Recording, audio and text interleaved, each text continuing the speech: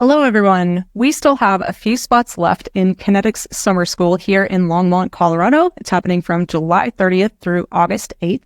Kinetix is my method of mapping the whole human organism through partner fascia release. We'll be gathering for 10 days to learn kinetics and explore our capacity for healing and regeneration together. We'll also be taking a one-day adventure break to Rocky Mountain National Park, and I'm really looking forward to that. So for more information, you can go to kinetix.academy and click on Summer School or click the link in the description below. With that, please enjoy this episode. So you mentioned sexuality, right?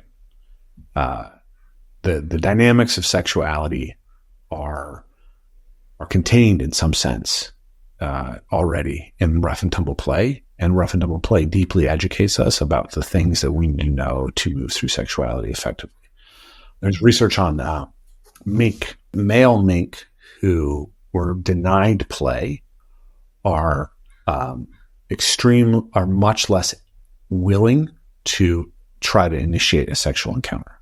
So they won't approach females. Reciprocally, female mink who are not given rough and tumble play are not able to push male mink away. So the female cannot produce a barrier when she hasn't been played with, and the male cannot produce an approach.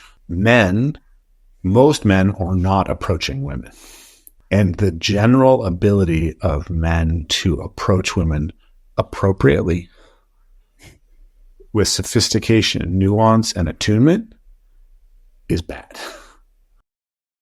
And women are reciprocally don't really know how to dance that dance in a way that they can feel safe and end up where they want.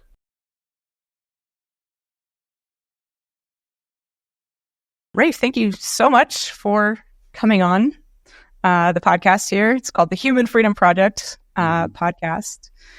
And I'm very excited to talk to you. I think I haven't recorded that many. I'm new to podcasting, but I've been in the online space for a long time. But I was feeling very excited to talk to you. I think maybe of anyone I've talked to so far, the most excited. And I was wondering why. And I think it's because I've been in the body space, movement space, healing arts space for a long time. But I'm also very interested in science and physiology, not just like the healing arts. And I don't care how it works. I like to know how things function and work. So I've taught myself to read some science papers, and I like looking into the science of how we function, what we're made of. But I'm also very into spirituality and like esoteric physiology and physics and why we're here and the whole meaning aspect of things. And it's really rare to find someone that can speak from a grounded scientific perspective and have the embodied experience of being human that we can then go, up to the heights and explore that more transcendent reality. So I'm very excited to talk to you. So welcome. Awesome. Thank you.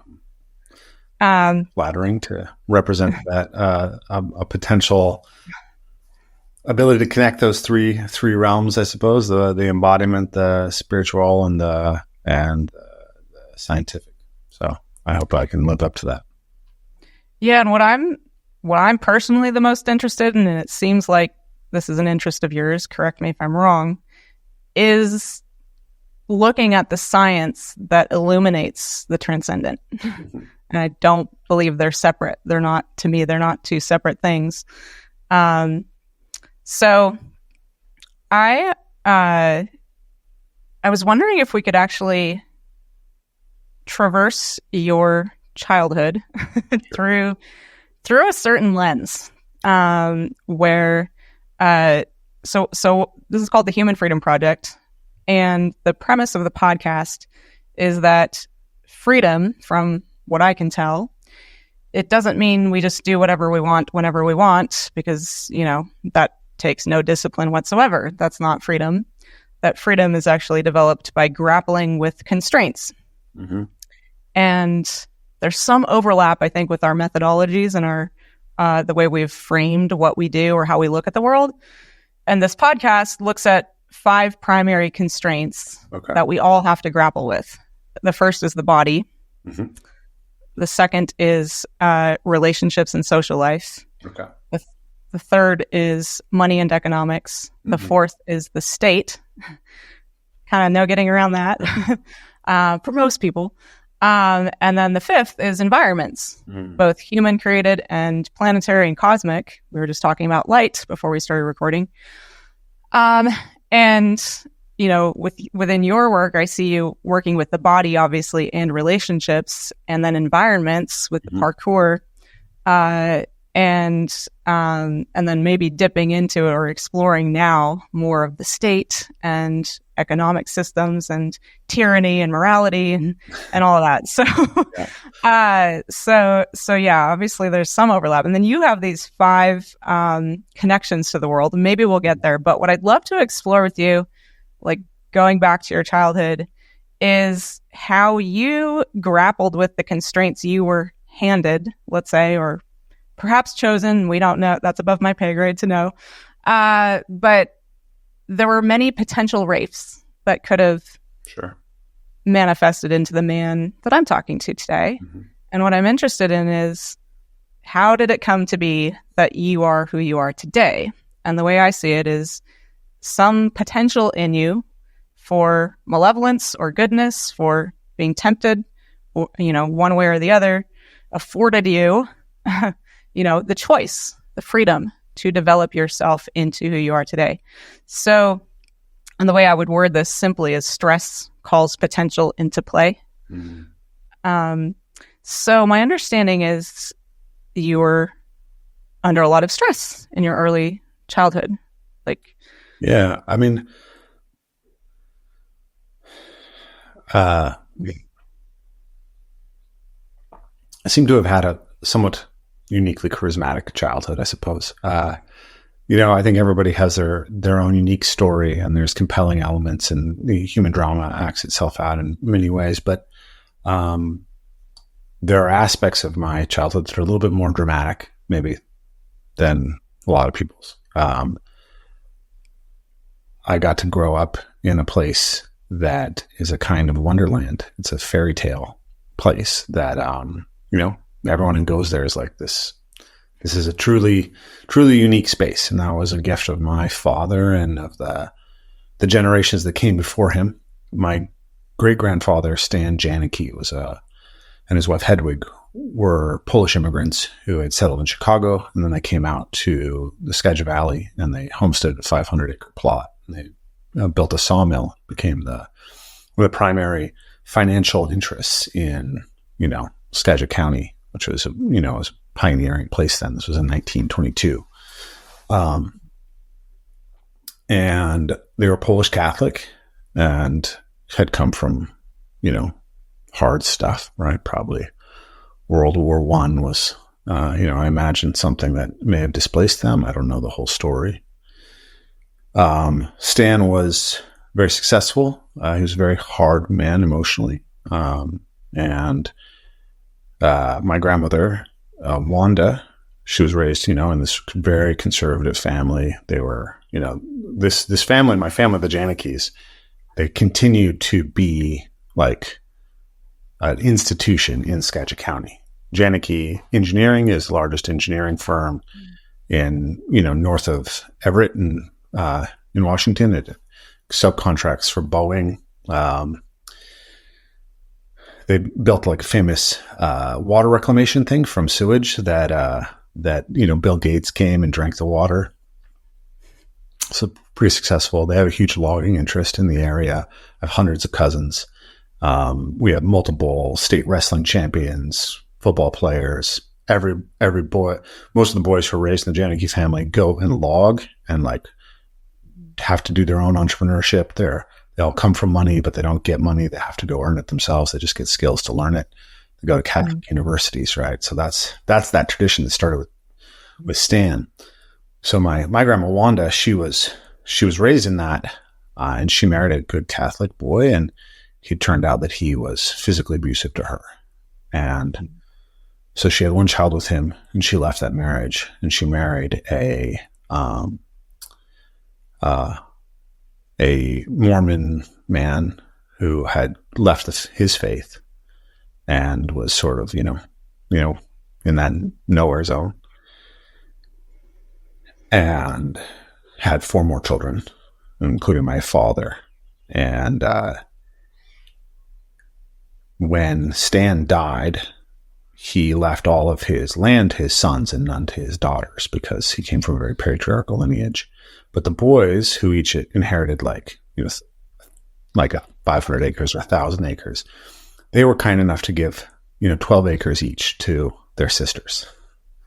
And my grandma Wanda, she bought the 12 acres from her sister, I think Annie, and she got the original homestead. And so my family got to grow up there, and the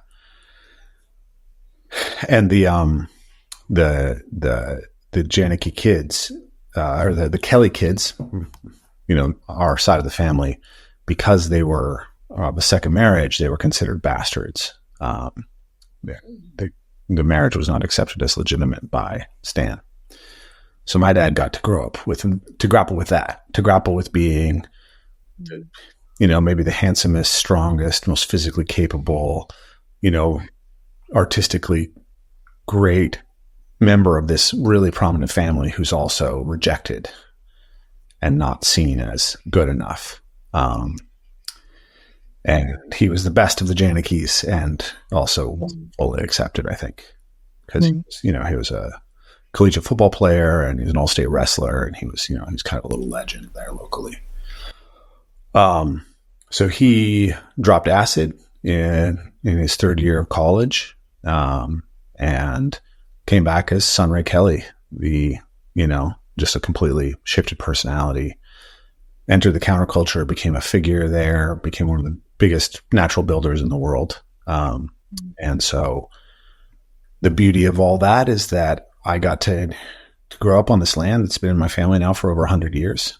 Wow. In this uniquely beautiful place in one of the richest bioregions in the world. We have water rights to creeks that run down, and my dad's built fountains out of, and ponds. My dad planted an apple orchard and fruit trees and nut trees all over the land. We had deer and otters and wood ducks that came and lived in the pond. And we had incredible community. We had so many people who came and were attracted to that land and who wanted to be part of the community that was there. And it was really beautiful. And then the flip side was that, that all that immigrant mindset and pain that was coming down that never got fully processed. So I didn't actually know this until after my dad died, but my dad was habitually stealing from his cousins his entire life. Right. He would go out and steal trees right out of their logging interests and just drag them to our property. He would infringe on their land to build things. He would steal gravel from their roads that they were building. And this kind of like stuff was not so uncommon in this community. And so he had a certain selfishness about getting one over on people, I think. And that included even my mom. And he didn't really support her. He, once she went back to work, he refused to like pay for our clothes to like contribute to our household, even though we lived in the house with him. He was married to me. Wow. So, lots of stress and tension in that relationship. And my dad had really struggled with ADHD and dyslexia as a kid. And when I went to school and started having the same kind of things, he just really couldn't handle it. And so we had a really close relationship. He was really playful and loving with me when I was little. And when I was in school and I couldn't, when I basically felt the same pain that he had felt in school, he just disassociated from it. And that just ended with him being very neglectful of me. And very rarely and occasionally, just actually 3 times he hit me in the course of my life. But, those leave an impression. Yep. And then because he was so neglectful of me, my mom was desperate for somebody to help me. She was looking for a male mentor and role model in my life. And we happened to have a renter move in and rent one of the pieces of land from us. And he started helping my mom babysit, and he seemed really kind, and he was very healing for me. He read me The Lord of the Rings, and he roughhoused me, and he helped educate me. He started taking over my homeschooling. And then when I was 12 years old, he started a sexual relationship with me because, he had abundance too. So, every time you've talked, because I've listened to some podcast interviews with you, and every time you've talked about him, I felt something there, and I was curious about that, because I don't know if it's like I'm not a mother, but some instinct or reflex would come up in me just hearing you talk about it. Like, is that normal or natural? And it probably should be, without that being a risk or a danger. But it'd be nice. I don't know. I've talked about him a lot in the past in talking about the healing work that we did together, because the rough and tumble play that he did with me, like, it helped me understand how much I needed and craved that, and how much, my dad neglecting that aspect of a relationship after a certain point, like that was where I connected with my dad. When he stopped providing that for me, it really, really hurt, And so then Gopal did that with me. And then when I was 12 years old, I started providing that for other kids. I started roughhousing with all the we had a little 4-year-old boy who moved in next door. And then I did, actually when I was 13, my best friend at the time, who I'd known, he had lived, his mom was like pregnant with my mom, and they lived together on the property when they were little, but he'd gone away and he'd come back into my life. He came back to my life, and then he crashed his bike and had his ruptured his spleen. When they took his spleen out, they didn't suture him properly internally, and he bled out. And he had in the night, and he had a little brother. Kind of emotions are sort of close to the surface for me today. He had a little brother who was 6 years old at the time, and so his brother struggled to fall asleep without getting roughed up by my friend Surf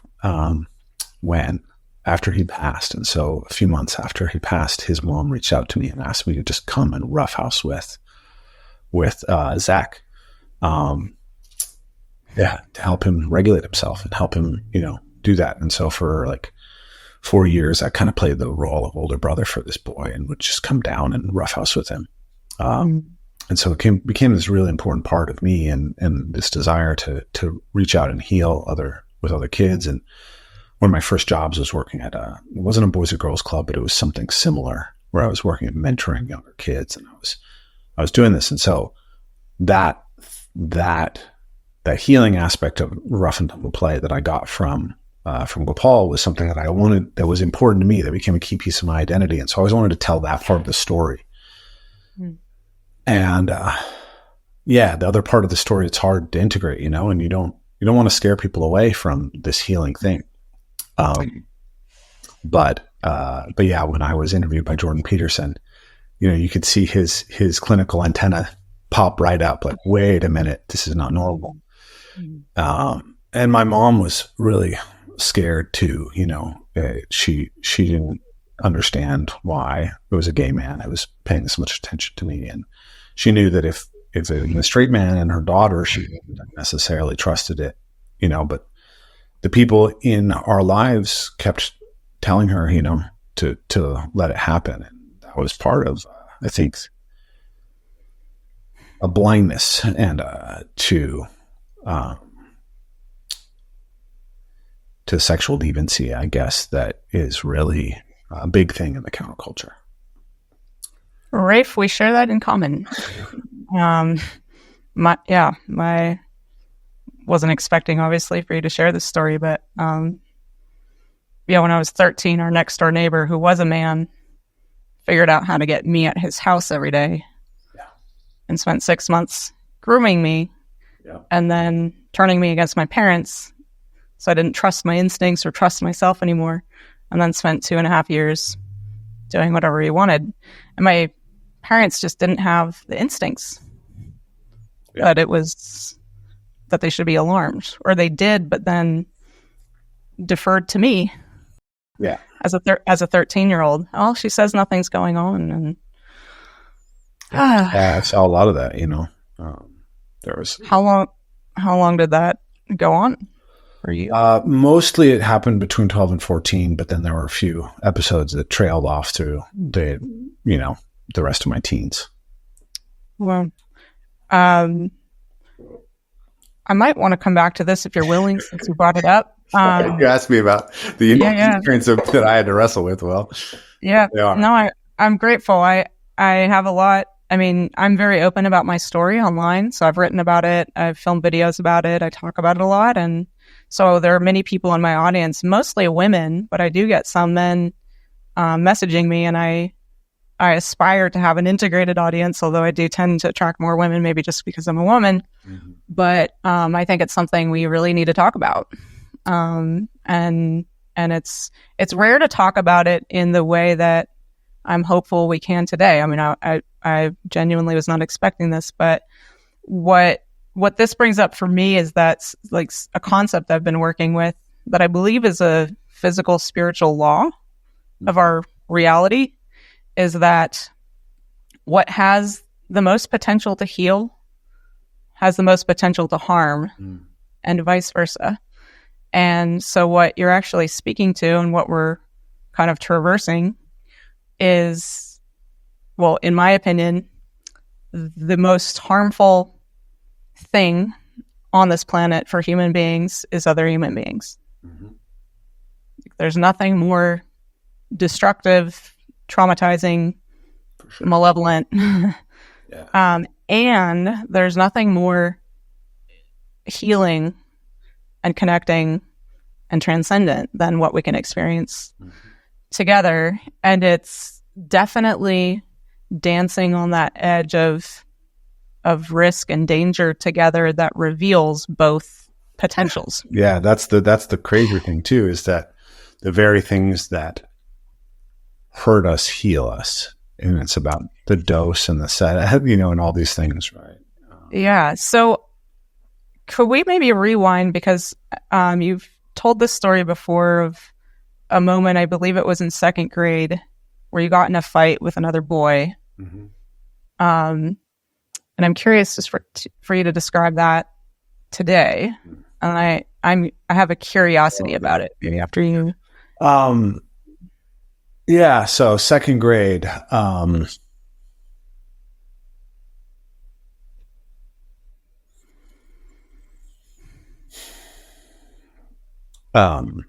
don't want to share too much about this one aspect of this story, but I kind of want to just touch it briefly, which is that my dad, the other, aside from his neglect of me and his unwillingness to sort of be a fair partner to my mom, he was also sexually irresponsible, right? He also, he was a very prominent man in the community. He was very attractive to women, and he, eventually he, didn't behave responsibly towards my mom. And we'll leave the details of that for the moment. But right around when I was 6, there was a kind of, I think there was an intuitive sense that was starting to develop that was a problem that was happening, but it hadn't been discovered yet, right? My mom didn't know really that anything was happening until I was 12.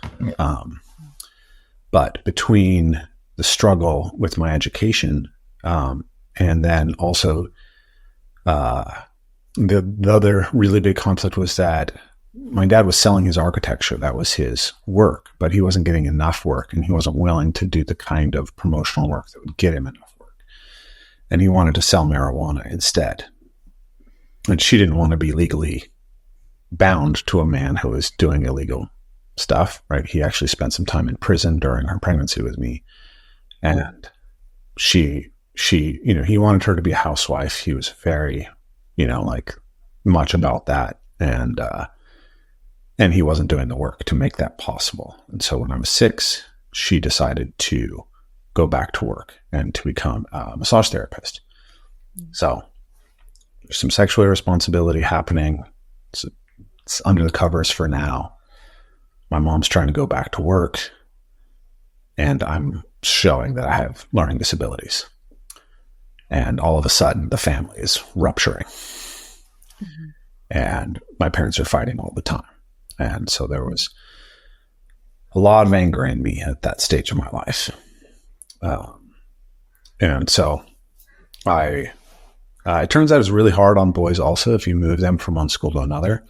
But the school that I went to kindergarten in, or in first grade in, didn't have programs for kids with mind learning disabilities. And there was another school the next town over that did. And so my mom got me into this this program so that they could help me with my learning disabilities. But I had to go to this new town, and so I had to make new friends. So I had a friend, my first really good friend was this boy named Todd. And some other kid decided to taunt me someday saying that Todd wasn't really my best friend, that he was his best friend or something. And I don't remember knowing this kid. Todd was not in the same grade. He wasn't in the same group with me, in the same level, but not the same teacher. So this kid, I think, was in his class. And he started teasing me, and something flipped in me. I went into a rage state. I knocked this kid down, and in my memory, I'm sure this is not fully true, but it's kind of exaggerated in my memory. I remember grabbing the back of his head and just repeatedly smashing his face into the concrete. I think I probably only did it once, but it busted his mouth and his nose open, and I remember seeing the blood coming all over the place. And then after that, I was put in detention for 6 weeks. My mom had to come after school to pick me up for 6 weeks. So it was a pretty serious incident of violence. I don't remember ever seeing that kid again. So I don't even wonder if he switched schools himself to avoid.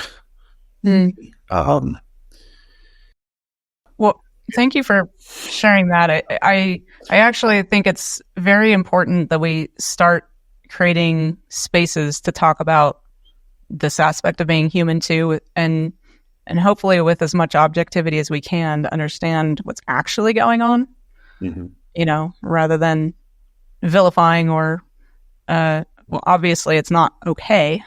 And at the same time, there's something for us to understand about what triggers violence like that. Yeah.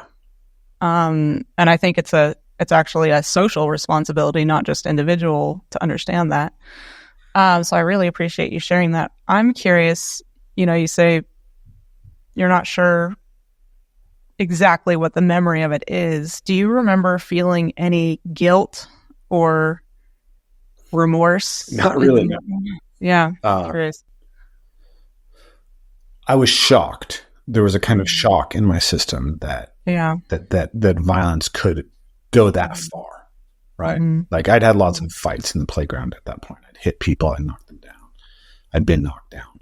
But to actually bust a kid and to make a kid bleed, really bleed, that was something I'd never seen, right? I hadn't seen it. I'd seen fights, other people fight. I've seen physical violence, but I'd never seen physical violence where somebody's gushing blood. Yeah. And wasn't it around this time that you started martial arts? Yeah. Yeah. So I've heard you say that starting martial arts gave you a place, maybe in addition to this rough and tumble play that you've talked about, with the man, to regulate your emotions. And I'm very curious to have you describe how exactly that worked for you. And were you aware of it at the time, or is this only in hindsight as an adult that you can?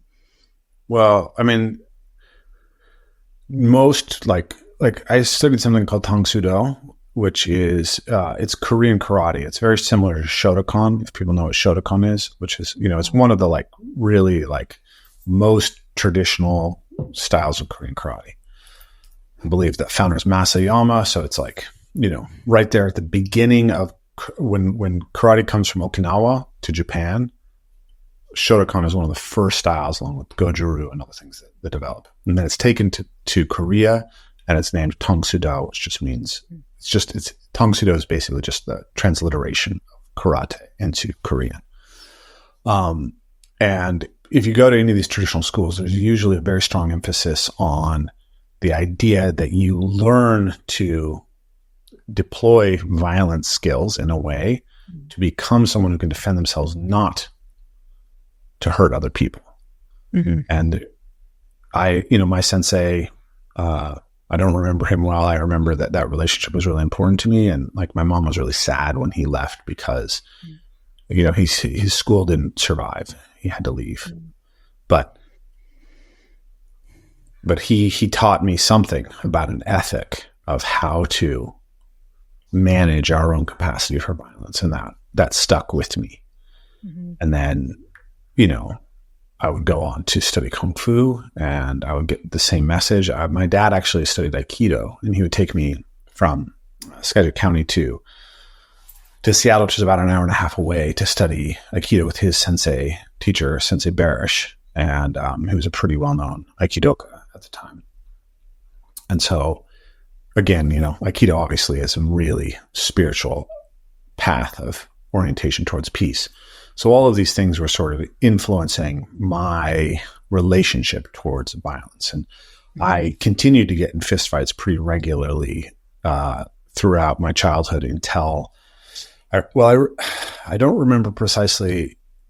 Like, I remember it was tailing off. I felt less compelled to want to fight, right? Like when I was in third grade, we'll go from second to third grade. In third grade, I wanted to fight. I just wanted to fight people. But I had this ethos now that violence was not something that you like did to hurt people, right? So I just wanted to, so I had this other boy in my class. I was very large for my age. I was much taller and bigger than most of the kids, but there was one other kid in my class named Ben who was similar in size to me. And I just spent the whole year sort of like trying to get Ben to have a fight with me, because I felt like we should fight each other because we were the two biggest boys in class. So it's a funny story I have to tell you because it's just amusing. Ben didn't want to fight me. He wasn't interested in fighting, but I wasn't hearing it, right? And how did he reject you in the beginning? I don't remember. I just remember he was like, no, right? And like he avoided me. He wasn't like, yeah, meet me at the playground, whatever. Yeah. So, but I remember one day we were kind of like behind the school during recess, and I was just harassing him to fight me and harassing him. And he was getting really angry, but he wasn't willing to fight me. And so I like turned around to walk away from him finally after like he wouldn't do it. He kicked me in the butt, right on the tailbone. And he was wearing wood-soled cowboy boots. And it just so happened that a teacher saw us right at that moment. Oh, so we both got taken to the principal's office. And the principal asked us to sit down, and I was like, can I not sit down? Like, I just got kicked in the tailbone. Oh my God. And so the principal let me go, and Ben got in trouble. And I felt terrible because I was like, it was entirely my provocation that caused the fight. Ben had not been wanting to fight me, and he ended up being the one who took the... Did you guys become best friends after this? What happened? No, we didn't become friends. I have other friends who I got in fights with and became friends with, but that was not bad. But so, yeah, so I was continuing to do that. I had, me and the other kids kind of at the end of the dirt road would get in fights and wrestle. And we had all sorts of violent confrontations, both fun and not fun. But I was, I think, 11, and I was with with Todd, the boy who I mentioned earlier, in this little redneck town. And in this redneck town, like fighting, like this was a much smaller town. It was like a town of like 400 people, really like deep redneck poverty. Everybody's drinking. People get puppies drunk. People having sex with their cousins at like 13 years old. That kind of town, right? And there is this other boy there who has a reputation as being a really good fighter. And I've got this reputation as being a really good fighter. And so everyone's like, you guys got to fight. And it was the first time in my life where I was like, why? Like my martial arts teachers were teaching me not to fight. We played football, and I was playing wide receiver, and he was the cornerback, and he intentionally just like smashed me with an elbow in the solar plexus to try and like provoke a fight. And I just didn't respond violently, right? And so there was a kind of a shift in me at that point of like, okay, I'm not gonna choose to make fights happen. If someone like goes after me, I'll fight, but like I'm not gonna say, "Hell, let's do this." And so it took a while to get to that. And then it wasn't until I was 19 that I would have another fist fight. So it was like from 11 or 12 to 19. And that fist fight was because someone literally just socked me in the face. Like it kicked off. I was playing basketball, and this guy just got mad for whatever reason and just went after me. So I did absorb it. And then I became I went and did nightclub security for 3 years so that I could, have a safe, productive place to express this need for violence. So what I hear in all of this, we all have our own version of it, and we don't talk about this enough, I don't think. So I really appreciate you talking about it. We come into these bodies as infants, and we instantly have instincts and impulses, but we don't have instantly have impulse control. No. And through our childhood, especially I think from birth to 7, I believe we kind of go through these 7-year cycles. But from birth to 7, we're learning, we're embodying, expressing, and acting on our impulses that we don't yet have control over. And then we're bumping up against the world, and we're discovering which of our behaviors are going to be rewarded and which will be punished, which feel good here and which feel bad, just to use generic language. But it's so complex to really look at it. Like what you're grappling with is what you were born into that you had no cognitive conception of whatsoever. And you could just intuit things or sense them as a 2-year-old, as a 3-year-old, as a 4-year-old, a 7-year-old. And so I hear in your story that at, approaching your teen years, you're starting to be able to use your mind, your brain. Like we actually take 21 years to develop because of our brain. Yeah. Development actually never ends, right? It's just that, it's just that, that senescence starts to outpace development at a certain point. So we develop less fast. Then we're breaking down faster than we're developing. Yeah. Yeah. Well, the way I look at it is kind of on a U curve. Like we come into these bodies, and so it's body first, feelings first, and then we act on our feelings without thinking about them at all, without thinking about the consequences to ourselves or other people. And then we develop the capacity to think. So we become thinking beings. And then in adulthood, it's really only our capacity to use thinking to change our behavior that grants us the ability to feel differently. Because if we don't, so it's kind of like going in reverse. Like now we have to use thinking to change our behavior, which changes how we feel. So yeah, you had a lot to grapple with. And, without these bodies of ours and without bumping up against the world, we don't even know who we are. We don't know what this world is about. We don't know where we belong in it. We don't know, what we're capable of, for good or bad. So it sounds like you you started to develop a moral compass, which, you know, hopefully most of us do to some extent. If you don't mind, I said maybe we'd go back to it. So this man ended up developing a sexual relationship with you, you know, and I'm assuming because there was so much intimacy before that, that was gratifying and healing on some level.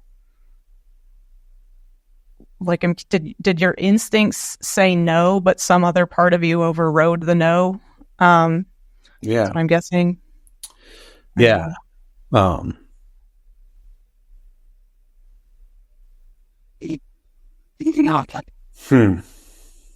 hope you don't mind if I'm kind of in storytelling mode. It feels like when you ask me a question, I give you a lot of background and wherever you want to take this, and know where you don't want to go. So I've been with my wife since I was 21. I'm 42 now, so we've been together for 21 years. She was my first sexual partner, aside from my experience of sexual abuse, and we, you know, we met in the highlands of Peru at an anthropology field school and fell in love within a week, and it was a beautiful story. But over time, you know, like a lot of relationships, we ran into our struggles, and we did get into the point where it became more and more difficult to see how we could get our way out of the struggles. And we kind of almost broke 10 years in, or 9 years in, but we were able to mend it. We went to therapy and we were able to mend it just enough to sort of move into the next stage of life and have children. And we had children, and I founded Evolve with Play, and I'm traveling the world, and she's got her wounds, and she's not able to really see and ask for what she needs. And she's just making our life work financially while I'm out making the business happen. And she sees how loving and kind and beautiful all the things that I'm doing out there is, but she's not feeling it for herself. We've got kids, and she feels completely, you know, unsafe to ask for what she needs because she's afraid she'll lose me. Until she, you know, basically, at the beginning of COVID, she started doing therapy for herself, and that gave her enough strength to then ask me to go into marital therapy, which I was not interested in at the time. And I was just like, let me finish the business, and I'll be able to turn my attention to you and take care of what's needed. But we go through it and fall back in love. Marital therapist is super happy with us, but 6 months later, she asked for a divorce. And then we go back into marital therapy. We're able to work it out. Seems to be going, but we just can't get over the hump. And so then at the beginning of this year, she asked for a divorce again. And in the process of that, I had a chance we sat down the day she asked for a divorce and spoke for 14 hours.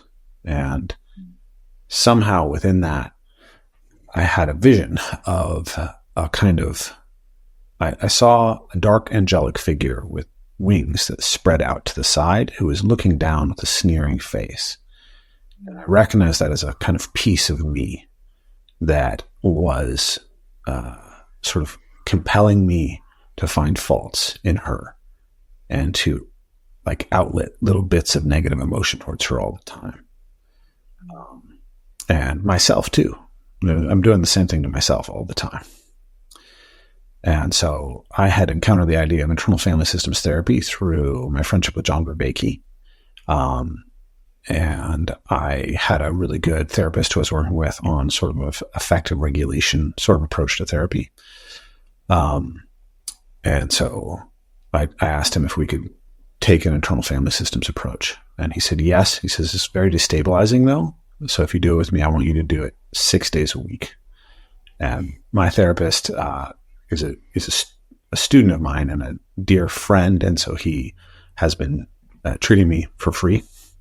So he asked for a small amount of money to take on that big of a project. And, you know, he didn't tell me how much money he needed. He just asked me to pay him something. So I decided on a number, paid him, and off we went. And then I found a local somatic therapist, did somatic therapy. And then at the end of 6 weeks of 6 days a week of internal family systems, I went to work with a psychedelic therapist doing MDMA therapy. And so I sat and, so I don't know what you know about MDMA therapy, but generally the idea is that it increases our capacity to have self-compassion as well as compassion for other people. And that allows us to look back at wounds that we experienced in the past and to heal by exercising compassion. About 3% of people who do MDMA therapy experience tremors, so their body will start shaking. It just so happened that my therapist had experienced tremors, and so he knew to let me know that this was coming. And then the therapist, the psychedelic therapist, she sent me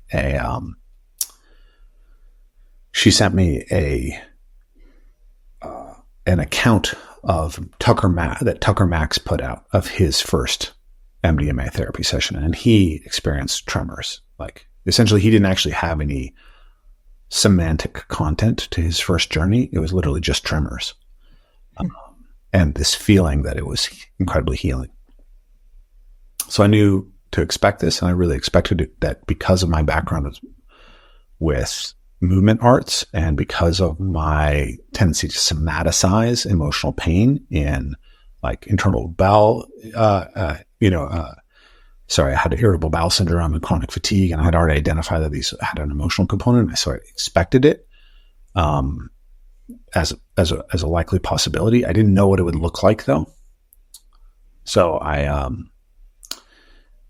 took the medicine, and I started to feel my emotions a little bit more powerfully. I was able to cry and kind of remember who I was at this stage of my life when the abuse started to happen. And I'm very alienated from the personality that I had at that stage of my life. And so I was able to kind of accept and love the child who I had been.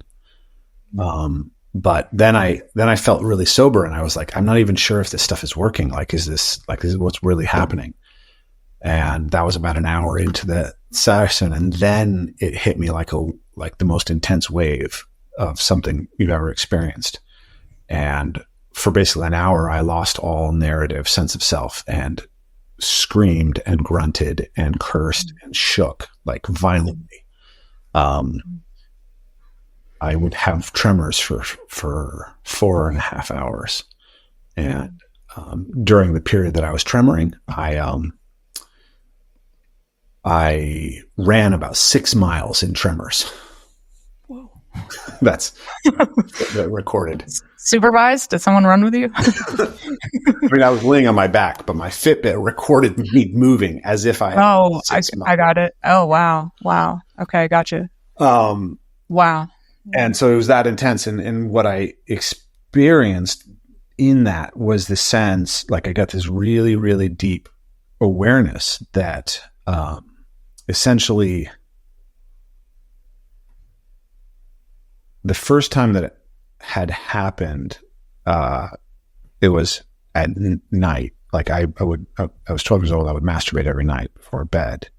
And so my mentor came into the room during the dark when he knew I was already masturbating, and he gave me oral sex while I was like already in the throes of things.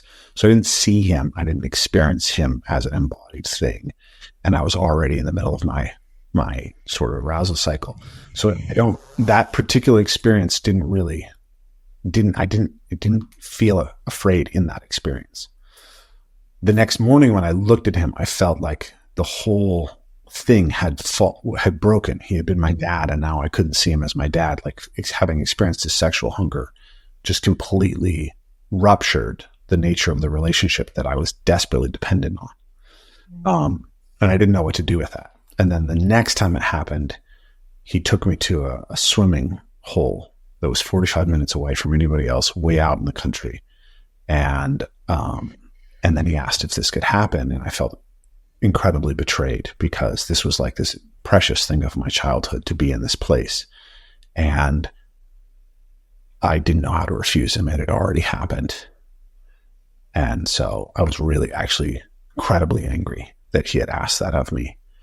And so I just disassociated and I asked him to just walk down the creek with me. And so we walked for like 2 hours, but he kept asking me to do this. And eventually I gave in, and I lay there on the sand, and he performed oral sex on me, and it's really hard for me to remember it as if I'm in my body. I tend to see it from above. And what I realize now is that in that moment, there was these incredible experiences of fear, of rage, and of disgust and shame. And that I just cut those parts of myself away so that I could obtain the nurture that I was getting from this man, that I needed his support, that he literally was the person who fed me most days, right? Like my mom was at work, and he would cook our dinners. So he was educating me. He was roughhousing with me. Like all of my core, like nurture needs were being met in this relationship more than any other relationship. I was isolated. I wasn't going to school. I was homeschooled, so I didn't have a social network that was supporting me. And so I just turned off the parts of myself that were reacting appropriately because of the other needs that I had were too important for me to sacrifice, is the way it felt at the time, I think. Yeah. It's survival first. Yeah. And, and as kids, that involves physical survival, roof over the head, eating, sleeping, place to sleep. But then also that connection to human beings, social connection, attachment of some kind. So just in case the audience is worried, or curious, I did a second MDMA journey 2 months later. And when I came back, my wife could see the change in me. And I'd been very supportive of her and working with her while she had moved out of the house, and I had taken care of the kids and everything. And so, the objection to our relationship melted away, and we now have a new relationship, and it is something completely unlike what we had previously, and really unlike really any of the relationships that I see around me. It's kind of astonishing. I don't really know how to describe just how intense it is, but it is exactly the healing that both of us needed. Yeah, it's tragic, it's horrifying, it's sad, and it's beautiful. That we, it's having been through my version of that, I actually wouldn't trade it. I literally wouldn't. And I wouldn't wish it on anyone. It would be hard to wish it on anybody. But it has made this experience of being human so rich and so deep and so full of meaning that would be absent if I had just lived a pretty generic, safe childhood and existence and didn't have a whole lot to grapple with, And I do think some people seek it out, something to grapple with, when they don't have it. So obviously there's, you run this business, Evolve, Move, Play, and I love the word evolve in there too. And this word play, what does that even mean? And we've been talking about it, even if we haven't been talking about it. There's rough and tumble play, of course, but there's so much to play. Play is a game, but it's not play if there's no danger or no risk whatsoever. Like, that's just not going to be fun. What makes something fun is to dance on that edge, but we can also get hurt.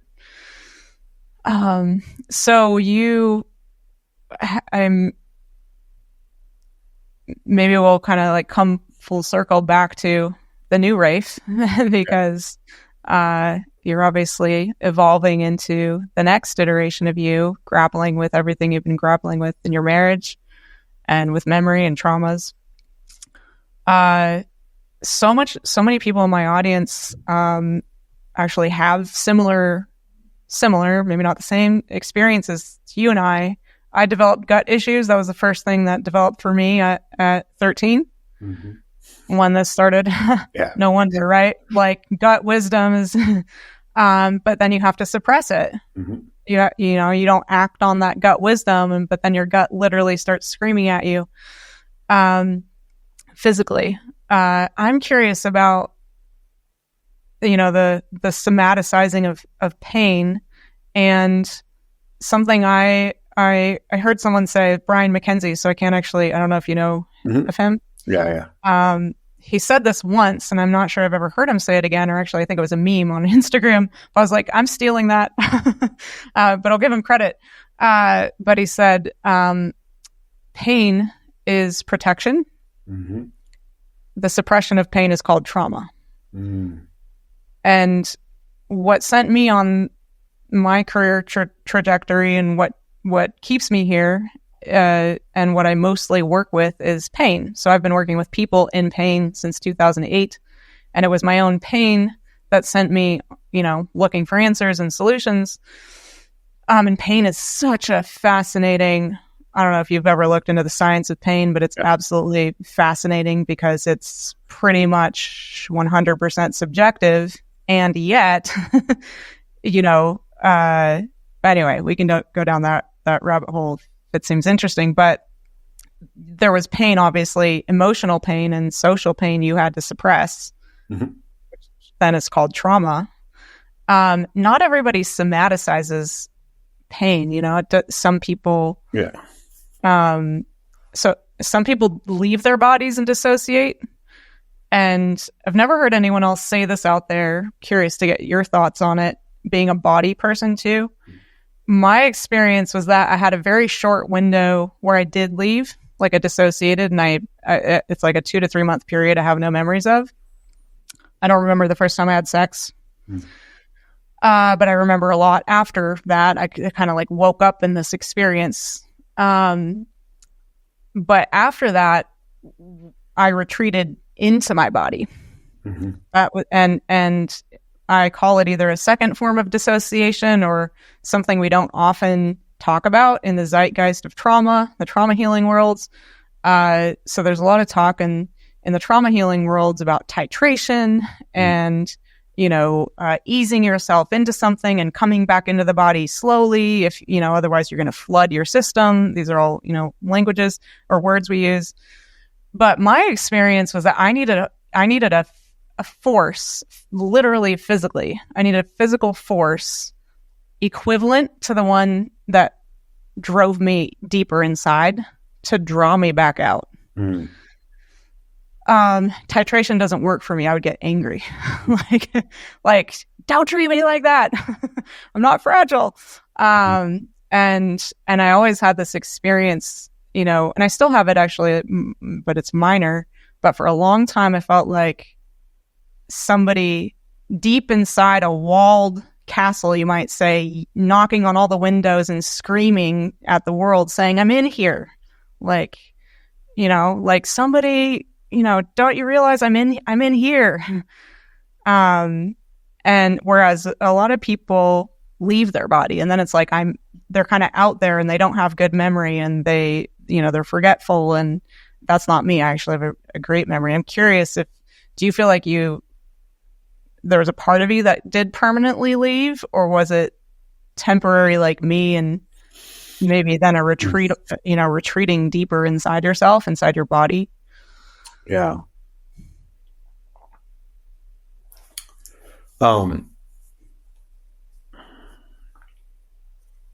Sorry, I'm trying to gather in what I can share here and how to frame it in a way that feels responsible.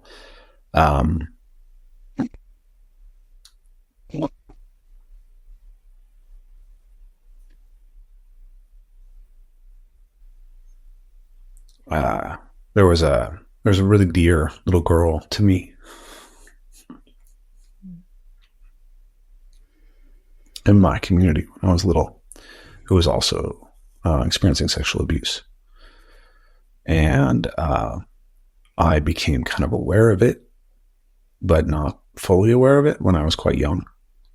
And because of the way that a child processes things, I internalized it. So I took a responsibility for this shadow that was hurting someone dear to me when I was very young. So when I was first being mentored by Gopal, he would roughhouse with me, and he would trigger this part of me that I called the shadow, and I would fight him literally as hard as I could. And I would just completely let go, and he was able to hold and contain that for me. And I don't now remember that's only something that I have, it makes sense. That's what he told me to happen. So I've had that experience of like complete disassociation out of my body, and literally like feeling like I gave my body over to a kind of demonic force and let it move through me. And that I had this person who would wound me so badly in the future, in this moment was extraordinarily healing for me, because he had the strength and the desire to see me through processing this pain that I was experiencing at the time. When he would then go on to wound me, my strategy feels like I encased it inside myself. So, the memory's all there, but it was just the emotional response that I sort of suppressed. And so it's kind of like there's this kind of shell inside me where all my emotions got tied up in, becomes IBS and chronic fatigue and back pain and anxiety and, just this weird anger that arises and this need to criticize and be, driven all the time. It's interesting because my wife has her own story, and I won't go into it, but she has a lot of anxiety around attachment. I think that, she might be, you could describe it as like, as anxious, avoidant, or disorganized in her attachment system. But she's always experiencing her emotions. It's just that she won't let the world see them. That's me. Yeah. So I relate to that. Yeah. So she's constantly, so in our healing process, a lot of it was just me refusing to let her hide. So what would happen all the time, what still happens, is that, though she's getting a lot better at it, is something happens, it bothers her, and I ask her what's going on, or, it's there in the conversation, and she will immediately say that it's fine and try to suppress it. And she's actually having like this huge internal emotional reaction that she doesn't want to reveal to me, that she doesn't feel safe to reveal to me.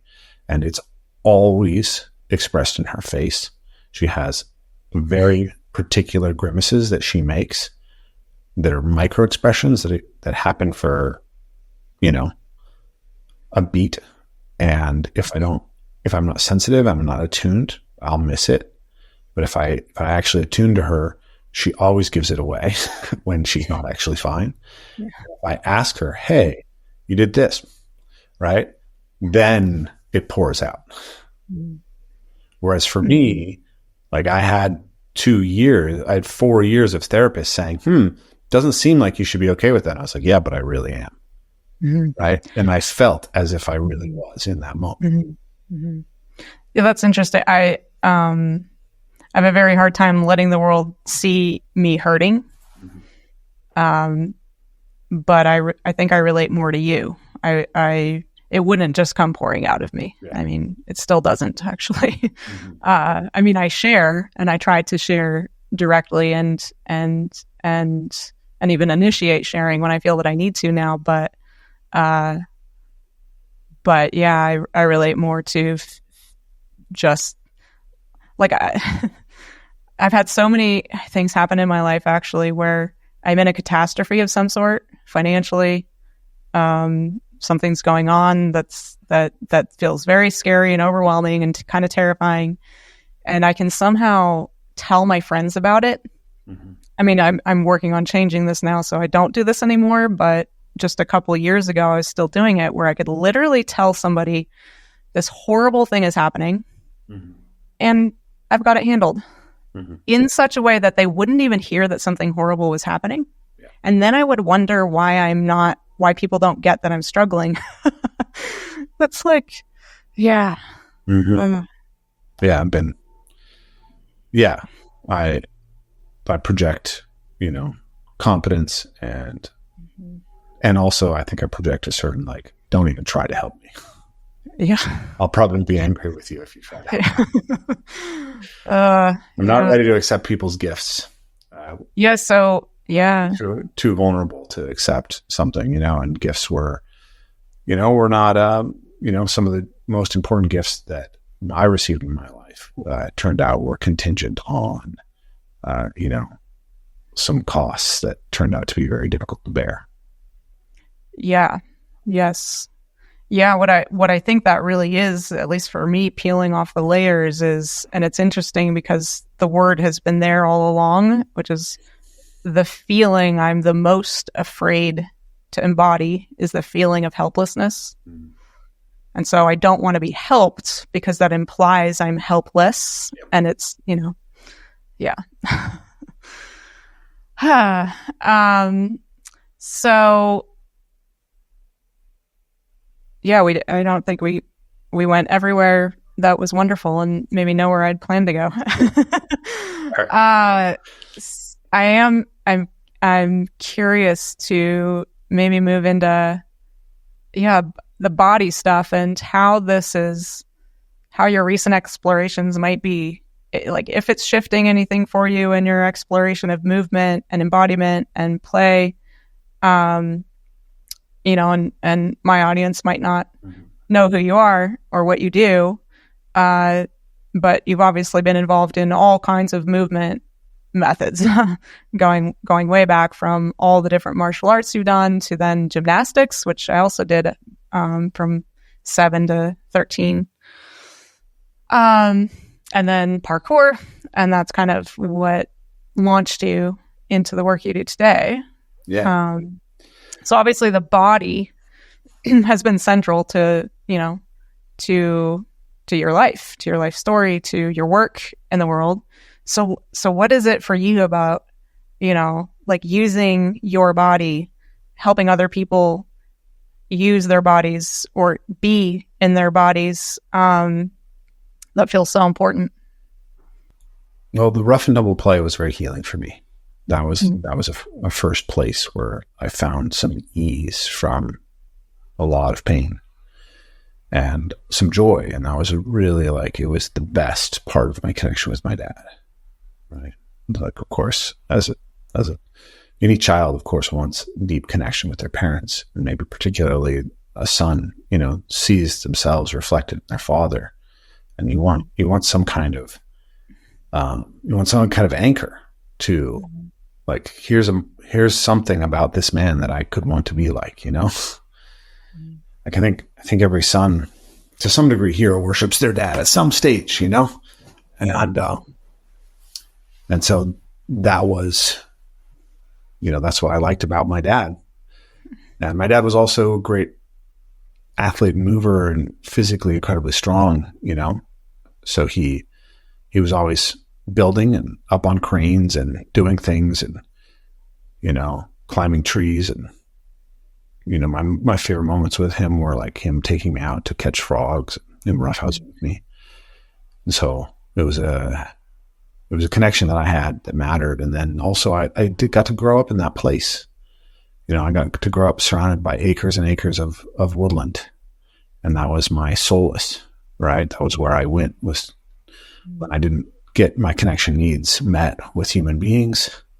I could connect to nature. And I connected to nature through my body, through running and jumping and climbing and fighting orcs with toy swords and knocking over dead trees and stuff, right? Building forts. And then when I entered my teens, as my sort of prefrontal cortex developed, I became very, very intellectual, and I discovered that my mind maybe worked a little bit faster than other people's minds, that I had, this extraordinary capacity for working memory in regards to facts and figures. It was interesting you asked about memory. Like, I have an absurd memory when it comes to facts and figures, right? Like histories and like narratives, and I have pretty bad episodic memory, right? Like, my wife will say, "Oh, last week this happened." I'll be like, "Did it?" I have no idea, right? Like, and I think, I've wondered if, like, my brain just invested in the propositional memory at the expense of the semantic memory. But I think the semantic memory is also just is diminished because emotion is what holds semantic memory for us. Sorry, not semantic memory, but episodic memory. When you decrease your ability to experience emotional salience, things don't stick. Yeah. And then but yeah, so between my social isolation and my sexual abuse and my intellectualization, there came to be this point in my life where my mind was just not a fun place to be. I really liked thinking about difficult things all the time, but it was also uncomfortable. Right? I was inherently attracted to all the questions that other people felt uncomfortable asking, right? Questions about sexuality, about race, about gender, about war, about pain, about disease, right?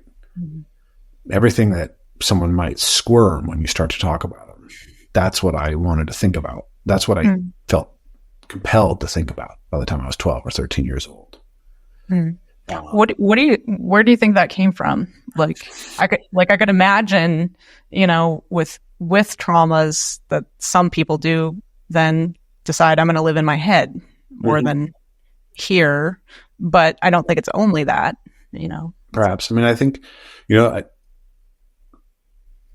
I think sometimes when we start taking on attachment and theory and trauma theory, we tend to sort of root in narrative in a way that's maybe doesn't give respect for the fact that there's other aspects. We also come with temperaments, right? Yeah. I have 3 children, and they all arrived with very different temperaments, and exposed to the same exact levels of trauma or same exact levels of nurture, they're going to respond differently. And literally the same exact levels of nurture or stress can be experienced as traumatic or positive differently, because they're different human beings. When my son was little, he would get feisty before he went to bed. He would just, when he was like 18 months, 2 years old, he just couldn't regulate himself and get to bed. And he would just start throwing tantrums and fighting and everything. And I would pick him up and hold him, and he would fight me. And I don't know why, but I just had this intuition that if I just held him tight, he would relax. He did. So I would just hug him to sleep. And was he a C-section baby by any chance? It was a C-section baby. Yeah.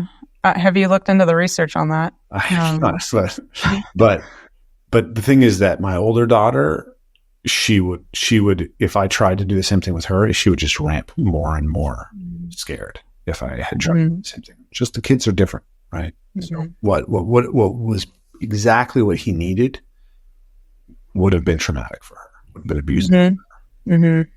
And so we come into the world as distinct little beings, and I don't, you can make a story, right? Like, hey, I experienced these traumas and stuff was hidden.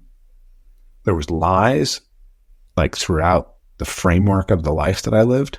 And I just couldn't fucking tolerate people being unwilling to talk about difficult shit. I wanted to look at all the lies that society was telling and say, no, we have to be real about this stuff. Right? If this subject's taboo, I want to know what's under the surface.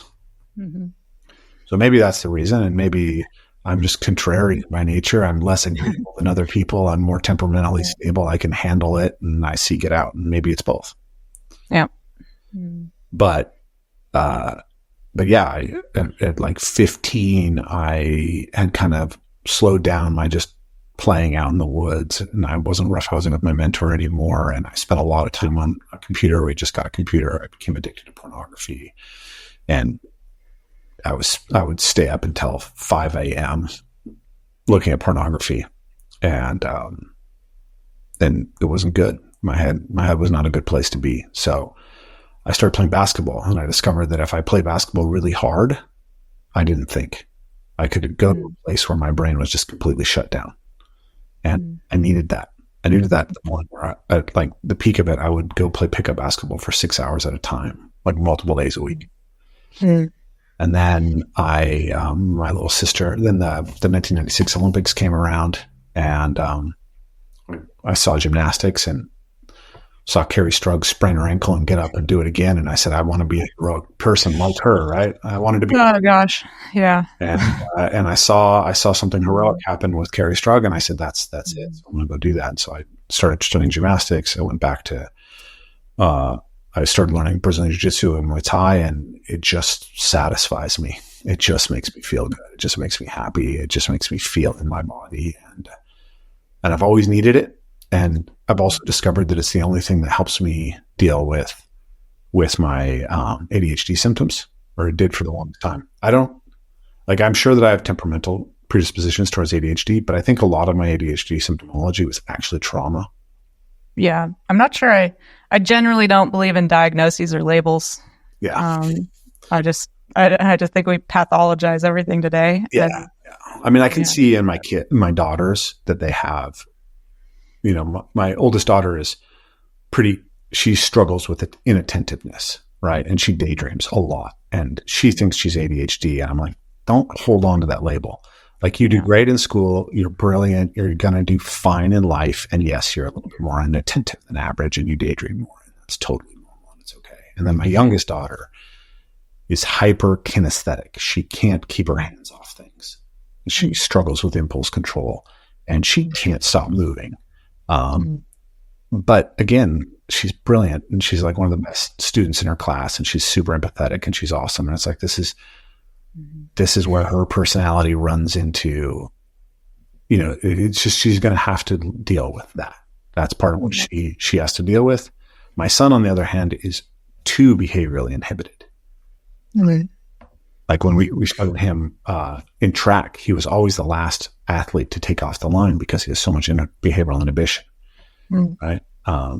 And he's the best athlete on his rugby team, but if we don't get him there in time and like really warm him up, he's super hesitant, and he can't call for the ball, and he won't assert himself. So I have the impulse to interject and share what I know about C-sections, because this might be interesting for you.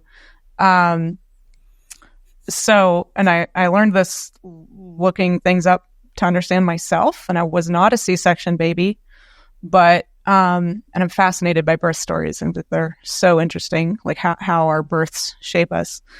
But my mom's water broke, and my dad took her to the hospital, and when they arrived, the doctors, so I was born in 1980, the doctors or nurses said to my father, "It's going to be a long time. You could go home. We'll call you," So he did. So my mom was there by herself in a room without anyone attending her. And then she's like, "I think my baby's coming." And I was literally born an hour and a half after her water broke. And she says it was like I just slipped out. She had no contractions whatsoever. And I think this has a name, but I'm not like you, and I don't actually remember facts and figures. I have kinesthetic and spatial memory, but not factual memory. But I need compression. And so there's actually a lot of research out there about C-section babies. We actually get nervous system feedback through the birthing experience, where we're getting all of our tissues are getting squeezed, and it allows us to know where we end and the world begins. And it kind of activates all of our senses as we emerge into the world. And so, C-section babies tend to need a lot of compression and massage just to even know that they exist, or to regulate themselves, because you can't regulate without feedback. Yeah. And so I think so I step on people. This is my method of partner fascia release and body mapping called Kinetix. And I love the way it feels. Like, I love it. I'm like, please, somebody just step on me. But about 80% of people that I step on hate the way it feels. So it's so interesting. But, so anyway, I thought I might throw that out there that he may be lacking very like physical feedback to even know what to act on. Yeah, it's interesting. Yeah. So we have 3 children, and the first 2 are emergency C-sections. My wife successfully had a VBAC with our last kid. Interestingly, the youngest, she's very hyperkinesthetic. Like, she loves physical stimulation. I discovered recently that if I like cup her hip and I take my fingers and drive it into her psoas, it makes her giggle like crazy. Like, I can pressure her psoas as much as I can physically produce, and she just giggles. Wow. Same thing with the center of her calf muscle or her thigh. Whereas she's really muscular, really unusually muscular, and she's very strong, but she's also very mobile. She has a lot of mobility. Whereas my son is also muscular, a little bit leaner, like they're both lean, but he's a little bit more like his muscle bodies aren't quite as thick. And he's very elastic. He's incredibly fast, and he's got super stiff feet and everything. And he's just this little whip. He's a lot easier to kind of make uncomfortable by pushing on his muscles. And I don't know if that has anything to do with it. But they also got a ton of rough and tumble play, and they held by us and wrapped by us. Like, they spent a lot of time in slings pressed against my body and against my wife's body when they were little. Yeah. They've had a really kinesthetically rich childhood. Well, I'd love to dive into rough and tumble play a little bit from like the science perspective. And I'm curious if your perspective on it is evolving at all, given your own journey. Because I think it's so important and such a missing piece of knowledge about what it means to be human. So maybe I'll preface this for the audience, for anyone listening, with, I'm coming to your work and this question, of like, why is rough and tumble play important? I'm coming to this question and to you and your work from the perspective of, I had some rough and tumble play with my dad. He would wrestle with us, and I loved it. But it stopped when we were about, 8, something like that. And I didn't know this about my dad until a couple months before he died. He died a year and a half ago, a little less than that. But he had a brain injury that we didn't know he had his whole life from a near drowning incident when he was 9. And so that brain injury was to the emotional processing center of his brain. And so he didn't appear brain damaged in his life, although now looking back, it's like pretty obvious, but it's one of those things that it's only obvious when you know. So he couldn't cognize emotions. He couldn't think about them. And because he couldn't think about them, he couldn't talk about them. And once we grew out of the sort of childhood, that 0 to 8, 9, something like that, he didn't know what to do with us. And so I think on one hand, I got something I really needed as a girl to know, like how to negotiate my body and the body of another human being, and boundaries, and when to say, no, stop, that hurts, that's too much, or, well, let's take it a little further. But then I had the experience of being, sexually targeted and manipulated and violated 13 to 15 and a half. And retreated, as I mentioned, deeper inside. And so inside my body. And then I became a woman, young girl, woman who couldn't say no. I could not say no to men. And that was deeply shameful. I had sex with many men I didn't want to have sex with, but I could not say no. So I've had to learn to say no. And I love the word no now.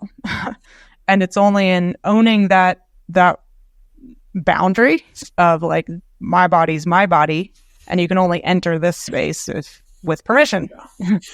But it took me a long time to get there. And, I think, anyway, so that's just a little background. Like, this is one reason why I think rough and tumble play is important, or at least understanding the concept of boundaries, of physical boundaries, and negotiating not just physically, but energetically and verbally with other human beings. So I'd love for you to share from your perspective why it's so important, and then whether or not your perspective on it has changed given your own healing journey lately.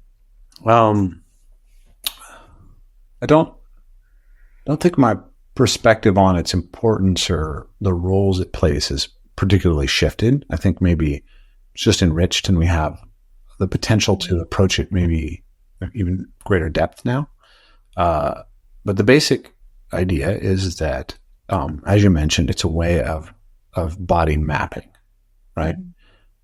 So a child needs to know how far they can be stretched, how much they can be compressed, right? What it feels like to feel intense physical sensations, what another body's structure and mechanics and movement offer and how they feel.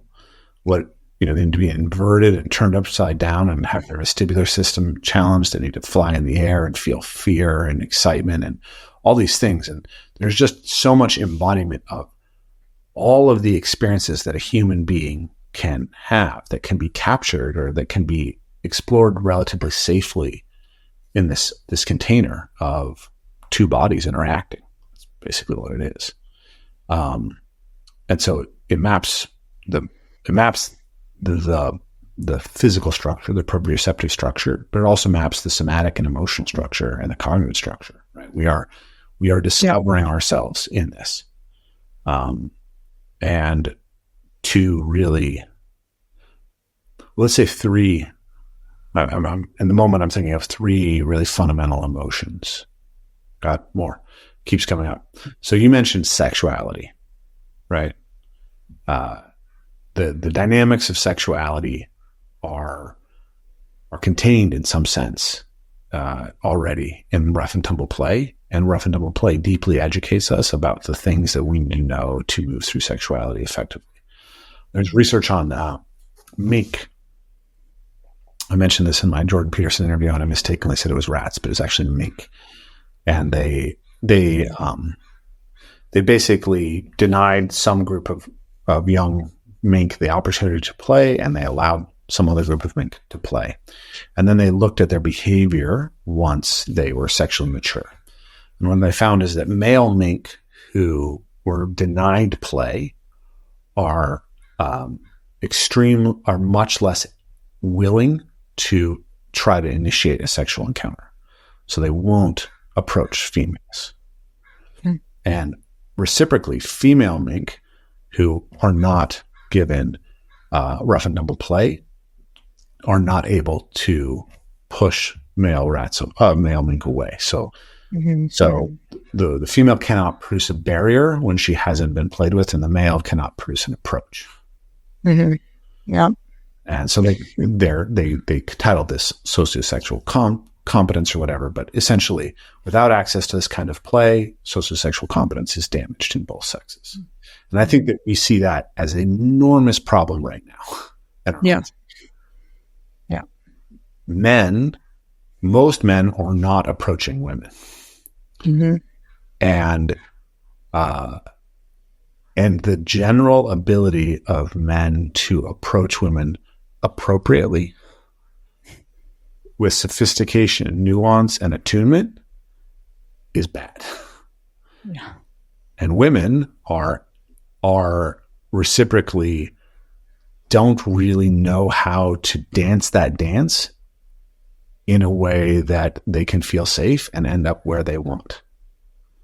Like this is actually... Yeah, but also play in it, right? Because for a relationship to truly flourish, there has to be flirtation and a back and forth and a dance and a push and a pull. And it's not just like safe. Mm-hmm. Mm-hmm. you know? Yeah. But I think that's why we're in the conundrum we're in socially and sexually and relationally, because it's become politically incorrect to, you know, to act out these human. I mean, my sense is you can't overstate the profoundness of this, that the foundation of all of society is the bond between a man and a woman and their capacity to produce children. And that if you deny the fundamental physical embodied capacities that allow men and women to actually deeply attune to each other and make that bond function, that you alienate the two sexes from each other and everyone becomes more resentful, angrier, less happy, and then they're less able to meet the needs of their children. Right? So in my relationship with my wife, you know, she also struggled with feeling like was safe enough to say no. Right. And so when she said no for 4 months, on the opposite side of that is a totally different level of yes. Mm-hmm. Yep. It's a completely different thing. She got to experience what it was like for me to completely respect her no for 4 months. And now she knows that her needs really, truly matter to me, and she's safe. And it turns out that when she feels safe, she can access a different level of yes. She doesn't want me to get too deep in the weeds on that. It's a little uncomfortable, but I think that the principle at least can be heard and seen just in that. So yes, if we want to end the gender wars, if we want to raise young people who can have wonderful, beautiful, deeply embodied, healing, connective sexual lives, right? Like, so many parents don't want to even imagine that their kids are ever going to have sex, but of course they're going to have sex. And don't you want them to have the most beautiful things in their life, just like you want it for yourself? It's not that I don't want my daughters to have sex. I'm not going to be hanging out with a shotgun to scare away every boy. I want them to have the strength and the awareness and the attunement to choose the sex that's going to make them have an amazing life. Yeah. Healthy, embodied, transcendent. Transcendent, right? Yeah, I like it, you know? And so that's my attitude. Is like, yeah, I want them to be safe. I want them to progress slowly when that time arrives. I want them to feel like they, you know, I just want them to get drunk at a party when they're 20 and have a stupid hookup, right? But I don't. Yeah, and so the thing is, we have to be in our body to know when we're a no, and to know when we're a yes. Yes. Yes. And so much of modern society is teaching us our instincts are politically incorrect. Actually, that's happening now. And there's it's become socially taboo now to even afford kids the opportunity to act out their impulses and learn where the boundaries are. What's, you know, like what, because we all have them. So now we're inhibiting the impulses, but they're still there. The impulse for sexual aggression or physical aggression but we're not giving kids, it's just rare. I mean, thankfully sports do still exist, and that is a place where it can happen. To some degree. I mean, maybe. Well, I mean, I'm sorry. I just shake my head because the professionalization of sports and the pressure around winning has made it so alienating for so many kids. And then also because our culture is so bad about being honest about sexuality and creating a real conversation about it, it's also rife with abuse, right? Yep. Like, totally. do I want to send my daughter on team gymnastics trips and or team volleyball trips or team basketball trips with young men coaches, or even young women? Like, so many of the women who do it are same-sex attracted, who end up as basketball coaches. And it's like, this stuff, like that, you know, sexual ethics is hard. And a lot of people who decide they want to work with kids because they've got a reason. Yeah. And I love working with kids, right? I love working with kids, and I've had to, I'm lucky. I don't have any sexual attraction to children, but I was very scared of it for a long time because of what happened to me, right? Like I would have these parents who were so trusting of me with their little boys. And I was like, I don't want that level of trust from you. Mm-hmm. It scares the fuck out of me to be trusted like that, because when my mom trusted my mentor like that, it certainly didn't work for me. So it's like, wake up. That's my reaction when I see that. So anyways, that's where I went. But yeah, so you're providing with Evolve Move Play, which I think is so important. And I want to get your thoughts on like maybe what else we could do, or if you have any kind, or if you're just working on your own thing and that's enough. Or I imagine though, with your mind, you might be thinking about it, from a broader perspective. But I haven't yet marketed is not the right word. Publicly conceptualized what I do consistently enough that my audience can understand what's actually happening when I'm stepping on people and when I teach this to people. But my mission is to do that more, because I believe we absolutely need, like it's a dire need today, places for adults to bump up against other human beings in ways that feel painful, but constructively painful. Yeah. A lot of massages that. Yeah. But see, this is where, so because I couldn't say no, I would go get massages and then not say no when it was too deep, too much. Yeah. And because I'm face down in a face cradle, it's like there wasn't an invitation for it to be a back and forth. And so I think it's very difficult with things like that. At least that's my opinion on that. But so you put on these workshops and you're teaching people relationship to self. You've got these 5 connections, and then what is it? Body to. So there's the body to body, or body to self, right? The internal relationships with the self. The body to the environment as a landscape. So, how do we move through the spaces that are afforded to us, that we're constrained by? And then the body in relationship to the objects we can manipulate. We are tool using animals. How do we manipulate tools and work with them? And then the body in relationship to other bodies, body to body, and then the body to the transcendent, or the self to the center transcendent. Those are the 5 fundamental relationships as we describe them. Yeah. And so I've heard you talk a little about this, and you do get women at your events. Mm-hmm. It is mostly men. Is it mostly men, or is it 60-40? Oh, that's great. Yeah, that's pretty good. And a lot of people have asked me to kind of like focus on men's work or something, and I could see myself doing that now. There's actually some reasons why I might do it, but I feel like a lot of the work is in the healing between men and women, and that's something that's been so invited with the rough-and-tumble work, not really intentionally. It just happened when we started introducing it to mixed sex groups. But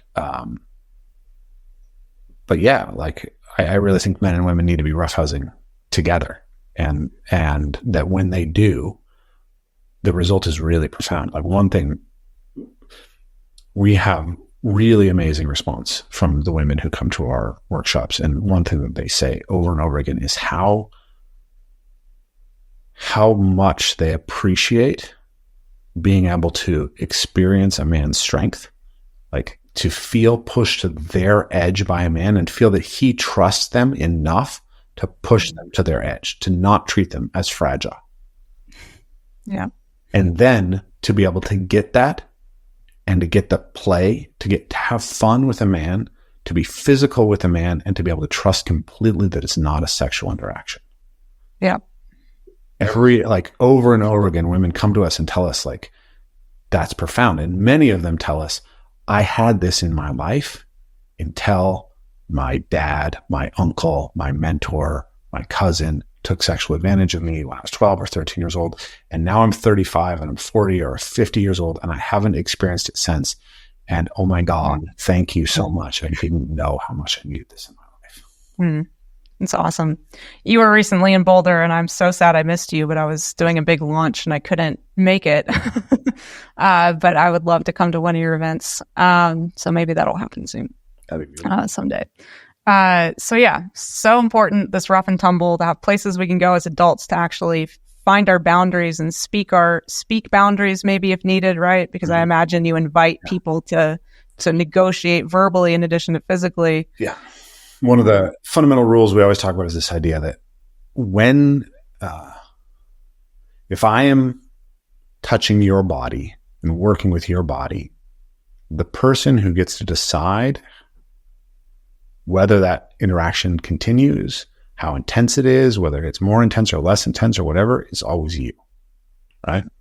And when you're interacting with my body, it's the same. So we talk about that as, beyond a culture of consent, a culture of attunement, right? Not only do I want to give you permission to tell me this feels good or this feels bad, I want to proactively train myself to notice. So one game we play is called I Notice, I Imagine, right? So I'll just say, you smiled right there. I noticed you had a little smile, and I imagine that you maybe have heard of an idea like this game and you can recognize that it would be really helpful in the situation.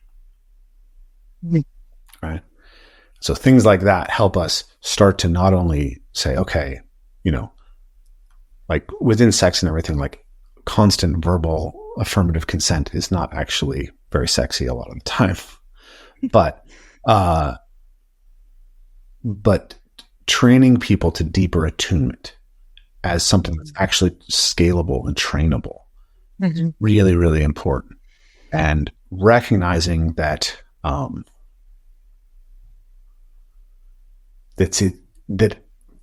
we did talk about this, like for me, coming from the martial arts perspective, it's like, don't get stuck in the ego trap, right?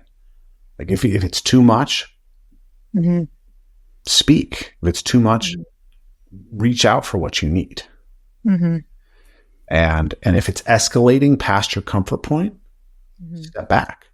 And just setting up those permissions, because so many people that enter and it's like, oh, I've given consent to the game, and now when the game is too much and it's overwhelming and it's not comfortable, I feel like I'm reneging on an agreement, and I don't have the permission myself to do that. So if we teach the students in the interaction that their felt state is actually the most important thing that we're trying to get after, it changes the nature of the game. Yeah, and it's a practice. And these skills are,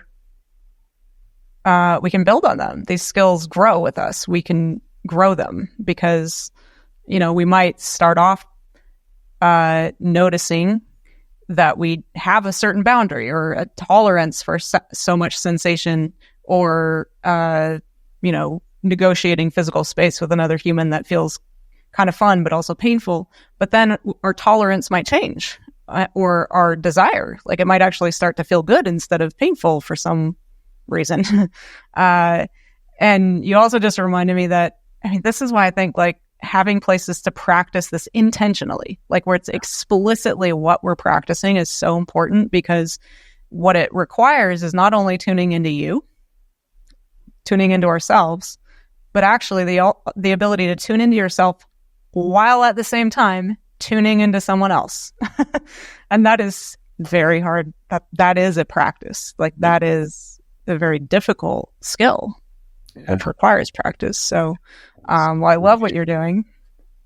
I want to say, if I could, there's something I didn't get a chance to finish. I think it's really important. So we were really deep on the aspect of sexuality as one of the sort of systems that we learn to regulate through rough-and-tumble play. And it's really beautiful, right? Like a child's sexuality is just insipid. It's not there, right? And so giving them all this time to play in that domain means that they've really prepared the grounds for when sexuality arises in the situation, right? So you're going to, you can imagine a little boy and a little girl, they're friends, and they get together and play in the playground when they're 8 years old, and they wrestle and they do silly things and they build forts. And then the same boy and girl, sometime when they're 13 or 14, they're in the same thing and they're wrestling, and all of a sudden a very different feeling arises in the situation, right? The more experience, the more depth, the more sophistication they've had in negotiating all the things that arise in their body before that moment happens, right? Mm-hmm. The better they're going to be able to negotiate that.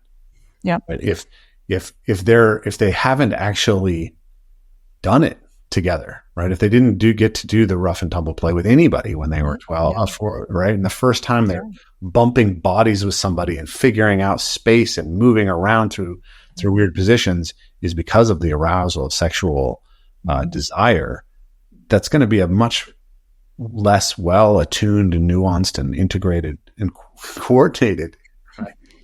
Yeah. Early experience of sexuality. Yeah. And very awkward feeling. Yeah. And then there's this whole cascade of shame and embarrassment and self-consciousness. And then you just retreat and you're like, oh, I've had enough of that. And now we have this. Definitely not all it was cracked up to be, right? Yeah. But so sexuality really matters, but that's not primarily what we're trying to get at, right? With the work, it just happens to be, hey, that it's important. It works for a lot of people. But a second thing is the need for affiliative touch, right? Mm-hmm. This is like, I talk about the idea of touch literacy. Mm. We are a touch illiterate culture. Definitely. Yeah. And that's a problem because as much as we think we're these logical semantic mind things, we're actually not. That's just like the top layer on top of this deep embodied animal thing. And that animal part of you communicates through and regulates through touch and connection with the world. And we are social animals and we need touch, right? There's the Romanian orphanage studies. So tragic. Babies who are not touched just die. Right. If you give another brutal, really sad experiment for me is they took little monkey babies and they gave them one surrogate mother that was a doll that had fur and one surrogate mother that was just made out of metal, but that had milk to give. So one provides nourishment and one provides touch. And the monkey's attached to the one that has touch. What the hell's wrong with us? Sorry. Isn't it? Oh my God. These poor monkeys, the best thing that they're getting is a doll to be nurtured by. But it tells us, right? Like it's not just, you don't just, it's when you're being nursed by your mother as a baby, it's not just the milk. It's the skin to skin contact. Mm-hmm. So as social animals, as primates, as mammals, as whatever it is, we have a general need for affiliative touch. And as a culture, we're actually not good at recognizing or knowing how to do it. And we frequently mistake its expression for violence or sexuality. Yeah. Right? Mm-hmm. Garrison Keillor was, an NPR radio guy. He got canceled during Me Too because a woman that he worked with, he put his hand on her back to comfort her, I think after a breakup. And she happened to have a open-backed dress. And she interpreted that as a sexual come-on and got all, But there's no evidence that was who he was or what he was trying to do. He was offering a fundamental nourishment and thing that everybody needs, but that we have misplaced the awareness of to such a degree that she could be hyper uncomfortable because he touched her back, because she's been prepared only to see that as a sexual come on. Yep. Right. I have a lot to say about that. Of course, you bring that up at the end. Yeah. Aggressive touch, right? Species of aggression and predator-prey dynamics. Yep. Right? We chase things. We like to chase things. We like to chase and catch things, and we like to avoid being caught. Right? To play with that. Yeah. And that's predator-prey stuff, right? Sneaking, hiding, pouncing. That accesses a different aspect of the brain than a aggressive push. Like we're both territorial or dominance battling animals. All of those are systems that we are that have a physical embodied touch capacity, right? We started playing a game of sharks and minnows where we tackle people running up this this slope. So we have this big sand slope. We start with like 4 people on the slope and like 20 people running up the slope. And then every time someone gets tackled, they become part of the sharks group that are trying to tackle people. And so the first year that we did this, I had a back injury, so I wasn't able to do it. So then the second year we did it, I got to like wrap someone up and just truly tackle them for the first time in like years. It was the most satisfying thing.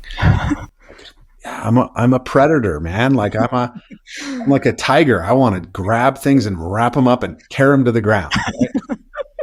Right? And at the same time, I want to get away. Like you come and try and tag me. I'm going to get away. And all that's in there in rough and tumble play. And it's like, it's taking us to this deep awareness of our nature in all the ways. Like you can play with those dynamics, a little bit all the time. Right. And if you have a little like game of chase with your sexual partner, and then a little rough and tumble play, you're going to have a lot more fun than if you say, do you consent to me licking your nipple? Yeah. Do you consent to me putting my hand on you? Yeah. Yeah. It's all been, again, pathologized and politicized and, written into the legal system. Yeah. So, yeah. We need explicit rules when we don't have implicit understanding. Yep. Yeah. I mean, I would say, so kind of coming full circle to what this podcast is about and freedom and these 5 primary constraints, there's a reason I've named these 5, like the state tells us what we can and can't do with our bodies. Mm-hmm. So then there's the body, and then there's our relationships and then our environment, and then money, of course, which all played a role in our conversation today. When we didn't quite get here, I'd planned to ask you about spirituality and religion, Christianity and morality. So maybe you'll come back. I would love that. Maybe we could end though, because with just touching real quick before we close on the moral piece, because we have kind of been like touching it in this conversation. Obviously, immorality played a big part of our conversation. Adults acting immorally towards us, both of us, and then, you and I have had our own separate journeys of figuring out how to grapple with that and how to, tap into the moral aspect of ourselves and maybe the immoral aspects of us that, want revenge or whatever. And so I think, morality to me is, we only know it because we feel it. Like again, like we wouldn't feel anything without these bodies. But we also, I think we're heading into a dangerous time in the world, morally speaking, because so many of the natural ways we would feel what is immoral versus moral has been, hushed and shoved in the closet. We don't talk about that. It's taboo. Or it's been politicized and then taken out of schools, taken out of, society to a certain degree. And so then it's up to parents, it's up to, individuals to provide, to parents to provide children these things. And by and large today, from my observation, most people just follow the rules of the government. Like we're the school and then we're also stressed and busy and trying to keep up with inflation and the money aspect that is like, but so maybe you could just speak, close us out here about what you've learned and, both in your own journey with rough and tumble play and parkour and then teaching movement to people about like what you've learned about the embodied experience of morality, like how we. Yeah, it's interesting. I'm running a year-long mentorship for coaches to become involved in play coaches right now. Oh, awesome.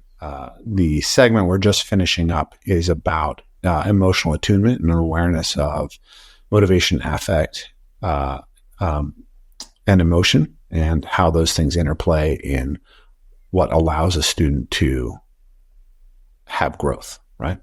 And the next section is then going to be, what are the moral and ethical principles that allow coaches to act towards the good in the world?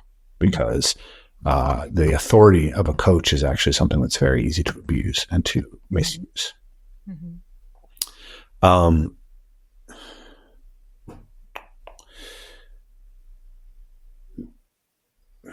So I suppose, well, after that, the next section after morality is actually epistemology.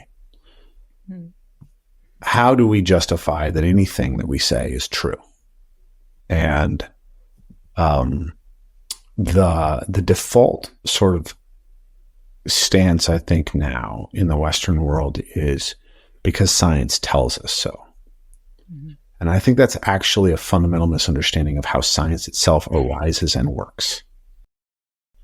I'm listening to or reading Ian McGilchrist's book. Yeah, The Master and His Emissary, and he was just I'm in the section where he's talking about how we only access reality, like consciousness, is a precondition for the application of science. And we only experience consciousness as embodied agents, right?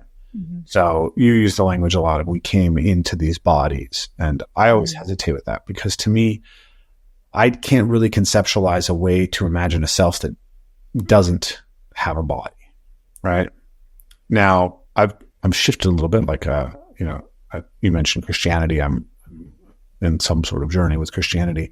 And so I can quite easily conceptualize a way in which the pattern that the body creates, the ensoulment, is something that pattern in some sense never disappears, right? It's always in the world once it's generated. And then depending on how we think about time, we could say, well, that pattern always had to exist. But emergences of imitators, I don't know exactly where to go with that, but my sense is that the idea of the preexistence of this soul thing before it enters the body, it's hard for me. It arises, it emerges in relationship to the embodied. That's the best way that I can think about it. And so it's only through this embodiment experience that we are able to access anything about the world. And so as we essentially remove our sensitivity to the embodied experiences, the embodied phenomenology of the self, then we are unable to negotiate reality as the dance that it should be. So the consent culture stuff, right?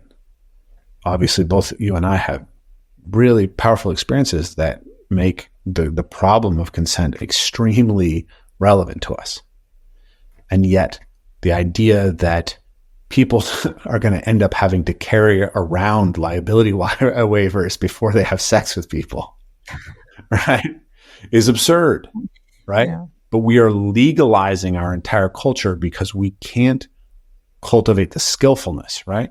Like there's this old idea that when you trust someone, you don't need a contract.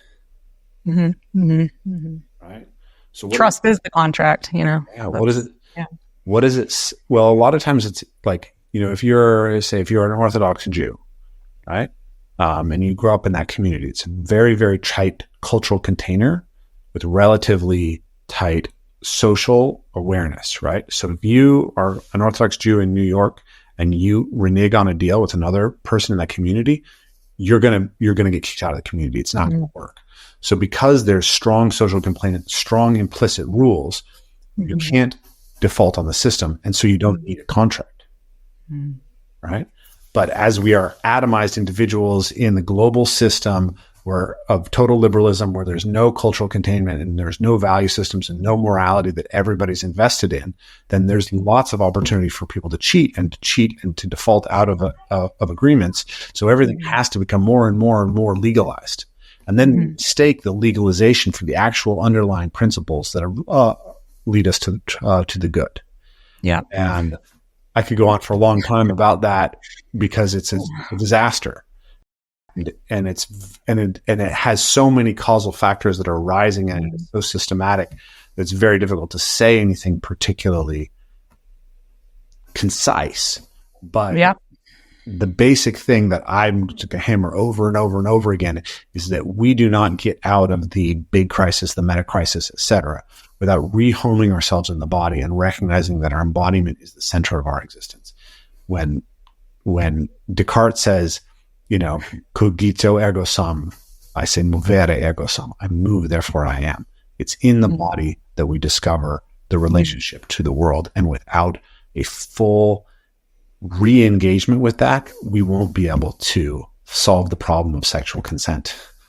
We won't be able to solve the problem of community organization such that we don't have genocide and terrorism and then have this incredibly oppressive state that has to be involved in every aspect of our lives because we cannot generate bottom up trust. Yeah. Or negotiate our the moral fabric of society within society instead of, from the moral fabric arises in interaction. Yes. Right. The only reason that I have moral dimensionality is because you exist. Yep. Right. Yep. Other embodied agents exist. Yep. I was just teaching a class myself yesterday talking about, I'm teaching a course called Languages of the Human Organism.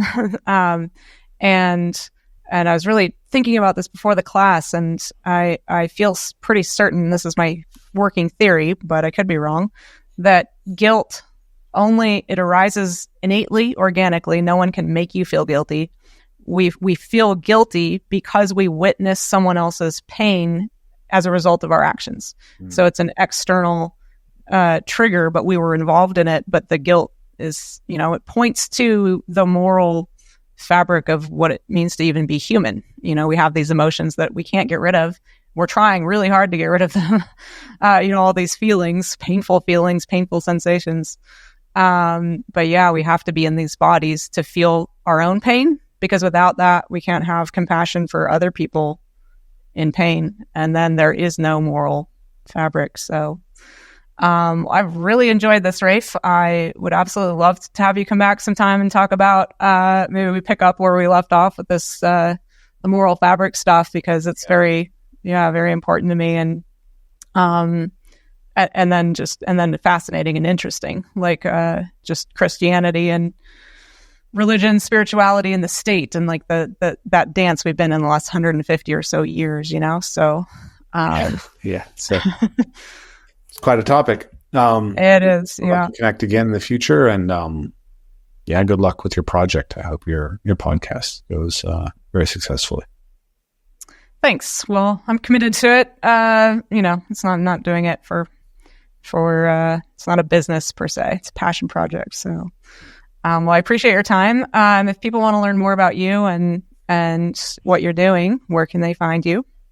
EvolveMovePlay.com is kind of the home of my professional work. And then we have a YouTube, an Instagram, and a Substack, which are sort of where our content is going to be out. So there's the Evolve Move Play Substack. There's also a Rafe Kelley Substack, which is currently has zero content, but I will be writing there, and I'm going to be writing about some of these things that are broader questions that I don't feel like they fit, in that, some of those difficult taboo topics awesome. that I'm attracted to, and I want to be able to say stuff, and I don't want that stuff to sort of feel like people have to necessarily agree with it to take part in the method. So I'm going to go put some of my other thoughts over there. And then, the YouTube is a big source. We have our own podcast with 130 odd episodes, I think, that, I think we do a pretty good job. We have some pretty interesting conversations. So, that's where people can find me. Awesome. We'll make sure to put all the links in the show notes and description below. Again, thank you so much, and maybe we'll do it again. And I hope to come to one of your events. I plan to. Come on. I think I think you're ready for it. It's going to be powerful. So hope to see you soon.